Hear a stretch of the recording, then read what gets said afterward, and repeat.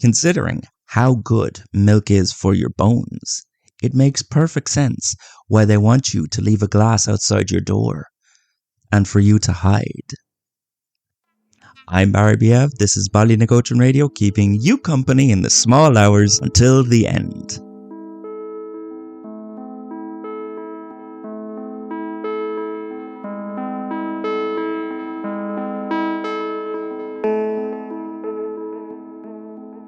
So sorry for the delay, everyone. My guest was trying to move through the town at night. Not an easy task. Some nights I just sleep in the station and head back in the morning. I don't suppose I'm ever going to need to do that again now. But my guest is here, and we can finally get on to tonight's topic. While this topic is important to the parents who have kids in St. Dymphna's, I'd love more distant ears to listen. After all, children are the future. So it is the future that's at stake. The PTA are discussing the tenure of Mrs. Dove, as children have made complaints about her. But when asked, the children could not specify what they didn't like about Mrs. Dove or her classes. The closest the PTA could get to a solid definition was that she seemed off. While that discussion is happening, Mrs. Dove said she would like to come on and just have a chat. So, Mrs. Dove, pleasure to have you on the show. Do I call you Mrs. Dove, or would you rather us be on a first name basis?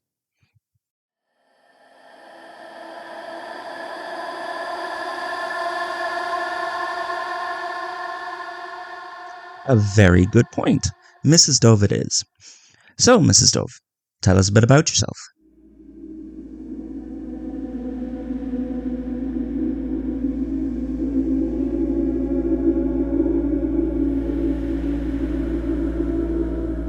Wow. You know, it sounds like you were put on this earth to be around innocent minds. Even listening to your voice, I want to have some kids, just so I could put their little souls in front of you. Although I'm not really sure I can have kids anymore. But there is some disconnect between what your students are saying and what we hear from you. Can you just take us through a day of the classes with you?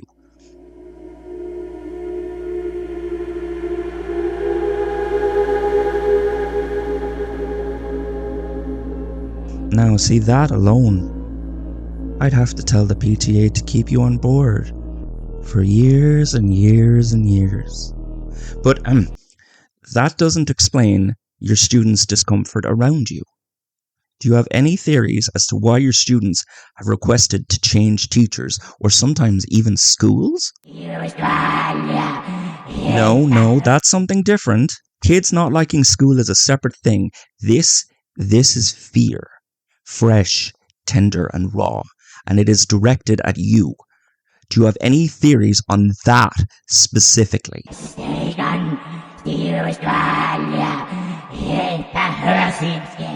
So what you're saying is we don't know the home lives of these children, and psychological torment like that could bleed outside of the home and into the classroom. But if we do follow that theory through, I'm no psychologist, but it wouldn't make sense why your students are trying to get away from you.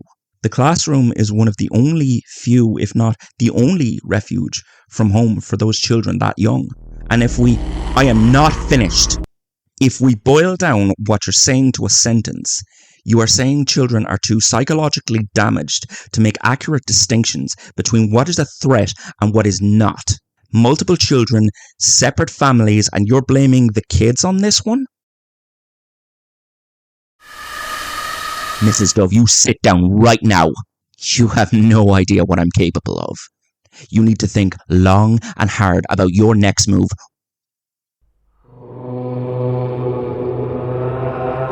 Apology accepted. But if I'm being honest, I think you're out of time tonight. Please, see yourself out. Now.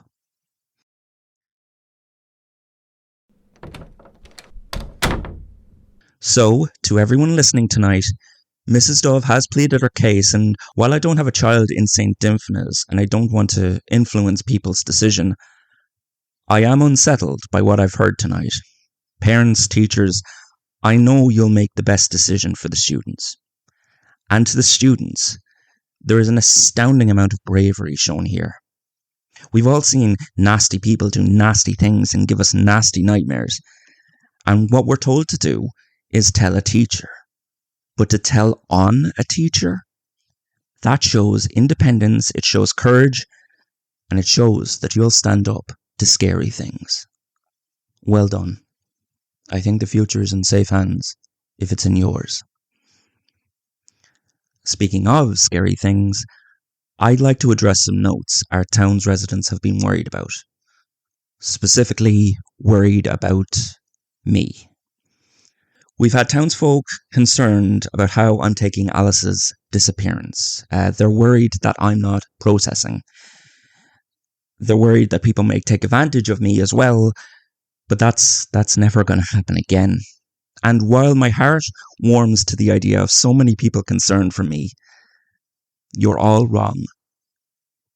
For some people, it works, but I don't need to grieve. Look, I tried it before when I lost some other people, and it just didn't work for me. So this time I have better things to do. I've also been asked to stop having lunches with Mr. and Mrs. DeCront. In people's own emotional responses, they called the married couple, quote unquote, toxic manipulators. And I understand where you're coming from. I thought the same. But once they explained the work that they're doing, it ended up being more than just lunches or dinners or moving my stuff to their laboratory so that treatments could begin. And to anyone who has asked me to back out before it's too late, it was too late on Monday. Everything that once was Barry is now in a medical waste bin. And me, I'm what's left. But look, let me explain why this is a good thing. You are not safe. Alice wasn't safe. I wasn't safe. You are not safe. We have a strange town, and sometimes that strange, it isn't always friendly. And sometimes people get on the wrong side of our protector, Petronella. On top of that, Trinity is coming. So, we've decided to make a Trinity of our own. The two scientists and their experiment. And now I understand why people said that I couldn't save the town.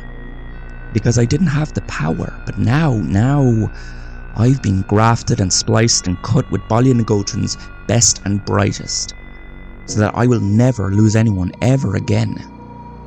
Now, I do look a little different. The gloves are, well, look, I can change my hands back to normal, but it does take a lot of concentration, so the gloves just make my life easier. The coat is actually necessary as well. My back is, well, look, you'll see it one day. And I'm so tired of people looking at my eyes and asking, does it hurt? And then I have to say it's manageable, and then there's that discussion. So that's what the sunglasses are for. But I can see so much more now. Honestly, after the show, I'm going to go to Alice's last known whereabouts, because the things that I can see now, the colours, the spectrums, it's beautiful. Now, regardless of what I can hide, the teeth, there's no hiding those. I've got a new diet as well. It's taking some getting used to. But back when I was, too weak to save anyone, I ate meat and I didn't think about it. So I guess the trick is not to think about it. But Mr. and Mrs. DeCront have assured me how everything I eat and how everything that becomes part of me is ethically sourced. Considering all of this, do you see now? Do you see what I'm doing and why? I'm becoming better for you, so you don't get hurt or leave me or maybe even die. Now, while I appreciate the concern, I do not need to grieve, and I never will again. I just need to keep you safe. I am so much stronger and faster than you'd ever believe, and my body is still changing. The treatments are nowhere near finished. I can do so much more. So you can see now, right? That with all these changes I've made, there is nothing in Baile and Gótrin that's going to stop me from saving you. Next time, the world is about to become aware of a little village that's stranger than it seems. Petronella promises to meet the world with open arms, but should it be Petronella who meets the world? I gotta say, I'm not so sure. We talk about that on our final show. Yes, even Petronella didn't know that this was coming, but considering all she's done, she really should have expected it. The reason for this being our last send-off is simple. I see changes coming to Baile na Gótrin, and I don't see the show in those changes.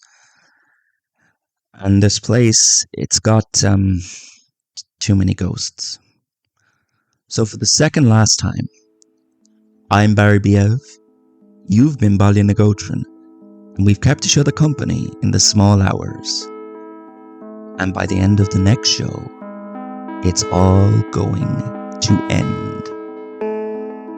You've been listening to Baile na Gótrin, made by me, Jacob Wordsmith. If you enjoyed this episode, there's appropriate buttons to press and boxes to write in to show your support. You can also follow the show on its socials, which are Baile na Gótrin on Instagram and Baile na Gótrin on TikTok. As well as that, if you want to get a closer look at the production, or maybe get involved in the production, the Baile na Gótrin Patreon page is there for you. Oh, one more thing. Thank you for coming to town.